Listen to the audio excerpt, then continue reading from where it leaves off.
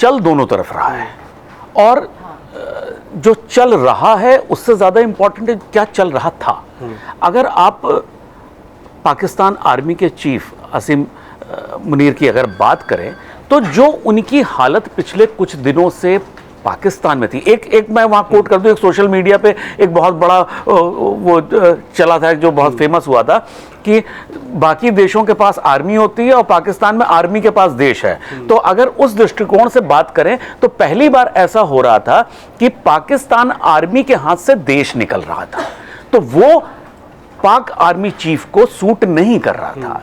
वो कैसे कि वहां पे सबसे पहले जो अनरेस्ट उनके फौज के अंदर से खुद हो गया कि जूनियर ऑफिसर्स ने उनको हटाने की बात करनी शुरू कर दी।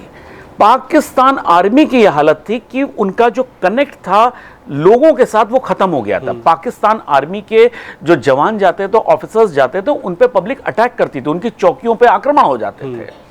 उसके बाद क्या हुआ, जो ग्वादर रेल हाईजैक हुआ उसमें जो खबरें बाहर आईं और जो अंदर थी वो दोनों फर्क थी।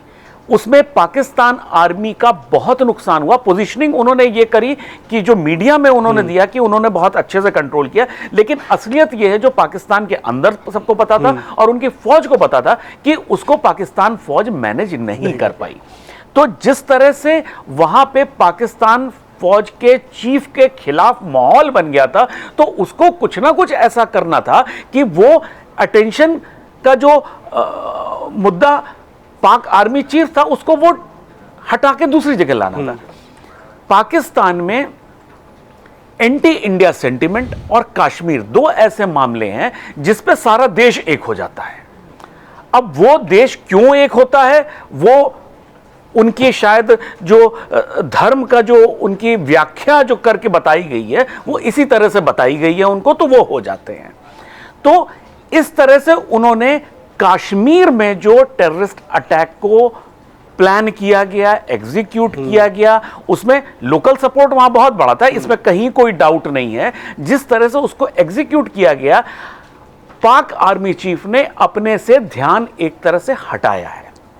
लेकिन उसमें फायदा होगा उसका या नुकसान होगा, वो देखिए जो आर्मी चीफ बना हुआ और स्पेशली पाकिस्तान की आर्मी चीफ बना हुआ है, उसके लिए जीवन की लेंथ से ज्यादा इंपॉर्टेंट है वर्दी और सत्ता।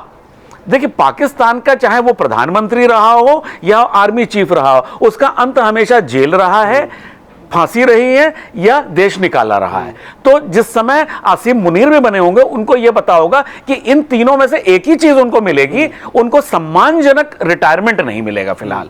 तो जब उसको आदमी को यह पता ही है कि इन तीनों में से चुनना है, या देश निकाला या फांसी या जेल, तो उसके लिए बहुत बड़ी चीज है। उसने जो किया अपनी लाइफ एज आर्मी चीफ थोड़ी सी एक्सटेंड करी। लेकिन एक चीज बहुत अच्छी देखने को देश में मिली, देश की राजनीति में मिली। इस समय विपक्ष जिस तरह से साउंड कर रहा है, देखिए अभी रीमा जी ने कहा कि एलओपी ने बोला, लेकिन एलओपी ने अंदर क्या बोला और एलओपी ने बाहर बिहेव क्या किया, उसमें बहुत फर्क है।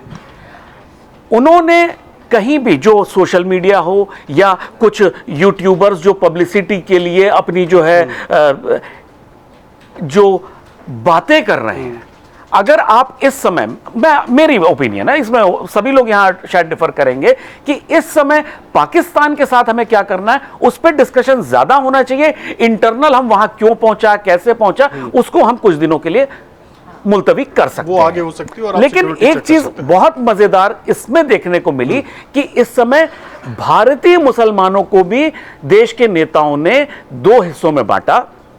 एक जो देश परस्त मुसलमान यानी भारत परस्त मुसलमान, जिनके जो नेता बने वो ओवैसी बने। ओवैसी की जो बात है, जो उनकी टोन है, वो आपने कभी उम्मीद नहीं करी होगी।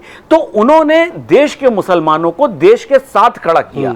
तो अब जो है, जो हमेशा एक नेताओं का जो एक परसेप्शन क्रिएशन की बात होती थी कि सारे मुसलमान पाकिस्तान की बात कर रहे हैं, तो वो नहीं हुआ इस बार। वो जो पाकिस्तान, जो मुसलमानों की, भारतीय मुसलमानों की जो एक वर्ग की सबसे बड़ी नाराजगी रही थी कि जब भी कोई ऐसा मामला आता था तो हमें भारतीय मुसलमान को पाकिस्तान के साथ क्यों खड़ा कर दिया जाता था, तो वो ओवैसी ने वो मिथ को तोड़ दिया। दूसरी चीज, जो पाकिस्तान परस्त मुसलमानों का एक वर्ग जो क्रिएट बाकी राजनीतिक दल कर रहे हैं, वो कर रहे हैं, और उसकी कहीं ना कहीं भत्सना होनी बहुत जरूरी है। और एक लास्ट में मैं बहुत जल्दी खत्म करता हूं कि जो बात हमारी हो रही है कि पाकिस्तान को देखिए, इस तरह से अभी तक जितने भी अटैक हो, चाहे वो बालाकोट हो या उरी हो, उसमें पाकिस्तान को कोई नुकसान नहीं हुआ। जो मरने आया उसको मार दिया गया, बस डेढ़ फर्क हो गई और कुछ नहीं हुआ।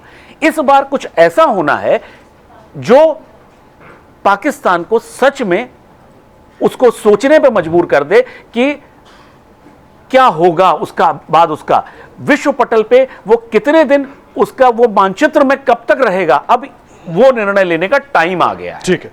अगर आप ये वीडियो YouTube पर देख रहे हैं तो हमारे चैनल को सब्सक्राइब कर बेल आइकन दबाएं, और Facebook पर देख रहे हैं तो हमारे पेज को लाइक करें। 8 मिलियन प्लस सब्सक्राइबर, आपके इस भरोसे के लिए बहुत धन्यवाद।